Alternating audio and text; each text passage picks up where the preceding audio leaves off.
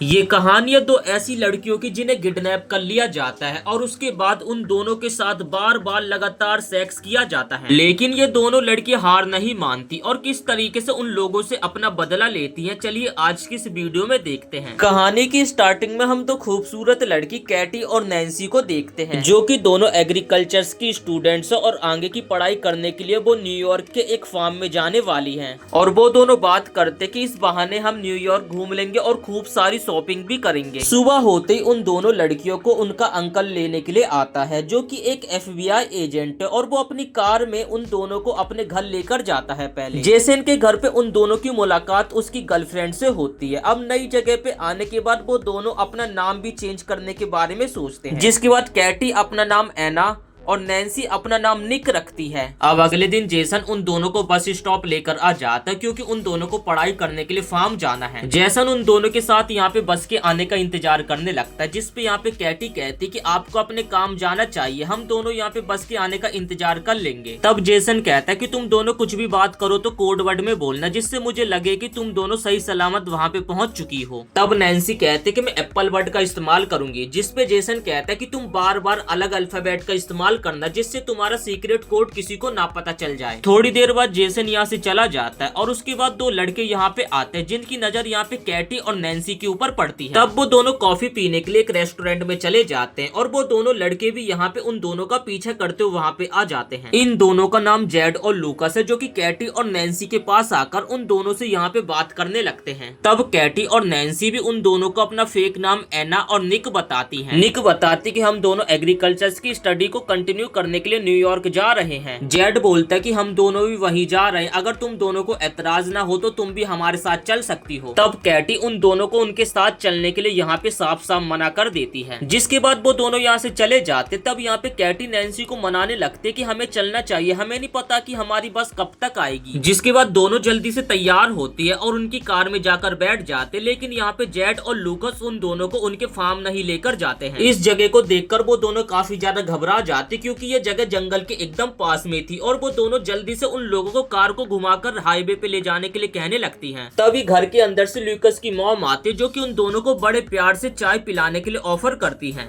और वो ये भी कहते कि लूकास तुम्हें बाद में छोड़ देगा, तो अभी चल के चाय पीते। जिसके कारण वो यहाँ पे दोनों मान जाती है और उस बूढ़ी औरत के घर के अंदर जाके चाय पीने लगती है। और नैन्सी अपने अंकल को एप्पल कोड वर्ड का मैसेज करके बता देती कि हम दोनों एकदम सुरक्षित हैं। इसके बाद वो दोनों बूढ़ी औरत के हाथों का चाय और नाश्ता करने लगते। चाय और नाश्ता करने के कारण उन दोनों को चक्कर आने लगते, जिस कारण उन दोनों को लगता है कि उन्हें फंसाने का ये कोई प्लान है, और वो दोनों यहाँ से भागने लगती हैं। तब यहाँ पे जेड और लूकास भी उन दोनों का पीछा करने लगते। थोड़ी दूरी तक भागने के कारण उन दोनों को चक्कर आ जाते और वो दोनों बेहोश हो जाते, और जेड और लूकास उन्हें अपने कंधे पे उठाकर लेकर आ जाते हैं। अब जब उन दोनों की आंखें खुलती तो वो दोनों एक कंटेनर के अंदर होते, और यहाँ पे उनके हाथों में जंजीर भी बांध रखी थी और वो बिना कपड़ों के थी दोनों। तब यहाँ पे कुछ देर बाद लूकास आ जाता है, जो कि कहने लगता है कि तुम दोनों जंगल की एक ऐसी जगह पे हो जहाँ पर दूर दूर तक किसी भी इंसान का नामो निशान नहीं है, तो तुम दोनों के चिल्लाने का कुछ भी फायदा नहीं है। अब कुछ देर बाद यहाँ पे बोरिस नाम का एक आदमी आता है, जो कि नैन्सी को उसका फोन दिखाता है और कहता है कि तुम्हारे फोन पे किसी जेसन नाम के आदमी ने कॉल किया था और उससे पहले तुमने उसे मैसेज किया था और एप्पल शब्द का इस्तेमाल किया था, तो क्या तुम बता सकती हो एप्पल शब्द का मतलब क्या है? तब यहाँ पे नैन्सी बोलते कि एप्पल एक कोड वर्ड है, जिसका मतलब यह है कि हम दोनों एकदम सही सलामत हैं। जिसके बाद बोरिस यहाँ पे एप्पल कोड वर्ड का इस्तेमाल करते हुए जेसन को मैसेज कर देता कि हम दोनों एकदम सही सलामत हैं। इसके बाद वो लोग कैटी और नैन्सी को उन लोगों के सामने ही नहाने के लिए फोर्स करने लगते हैं।